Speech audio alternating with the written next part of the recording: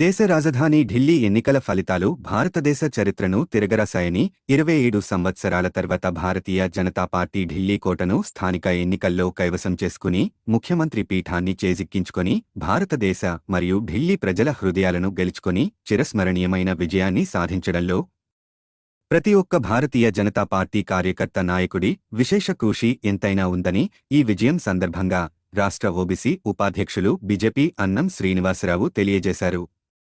ఈ సందర్భంగా స్థానిక నాయకులు మాజీ పట్టణ అధ్యక్షులు దడ పుల్లయ్య గారి నాయకత్వంలో చిలకలూరుపేట నరసరావుపేట సెంటర్ నందుగల వాజ్పేయి గారి విగ్రహం వద్ద బాణసంచార కాల్చి స్థానికులకు మిఠాయిలు పంచిపెట్టినారు.